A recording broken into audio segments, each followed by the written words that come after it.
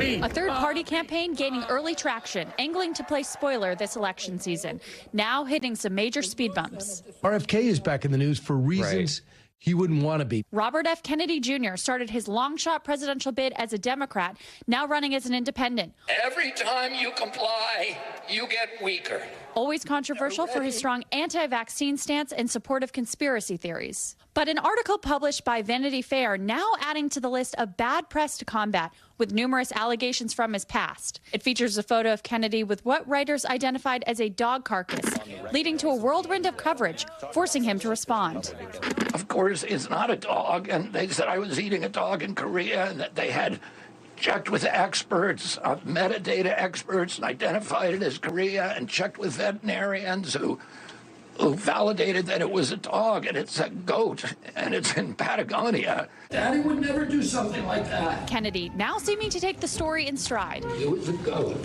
But it wasn't the only damning news from the article, which included a sexual assault allegation. The publication reporting that Kennedy groped a former babysitter of his children, Eliza Cooney, in 1999. Cooney told her mother in 2017 and spoke with a lawyer about potentially bringing a civil suit after Kennedy declared his candidacy last year, according to the report. You're talking there about the nanny situation. I mean, I do have to ask her. I mean, are you denying it or not? I'm not going to comment on it.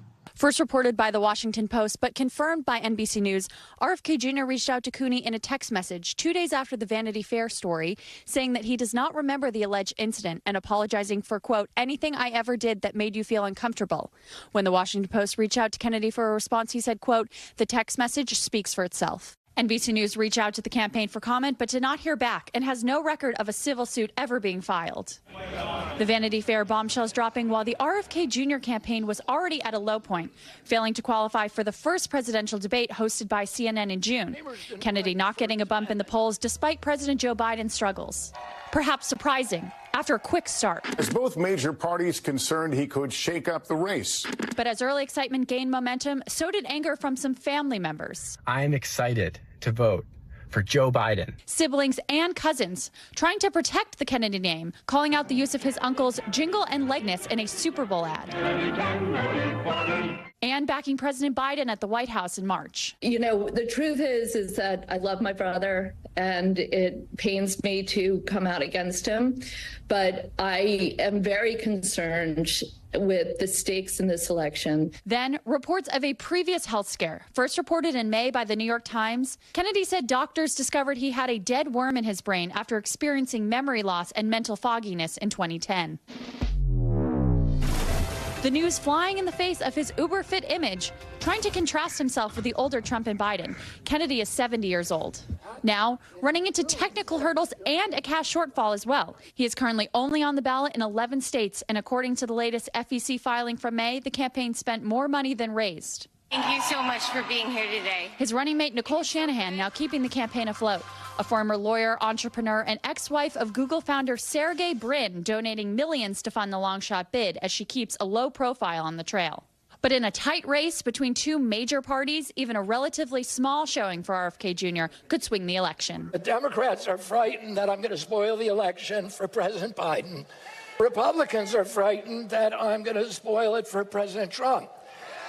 The truth is, they're both right. My intention is to spoil it for both of them. And NBC's Catherine Koretsky joins me now. Catherine, RFK Jr. heads to Wisconsin next week, where the Republican National Convention is taking place. So what are his plans? Yeah, Tom, exactly right. So RFK Jr. headed to Wisconsin, the crucial swing state as we look ahead to November, where the RNC is taking place, like you mentioned. His campaign telling me this morning that he does plan on hosting a few events.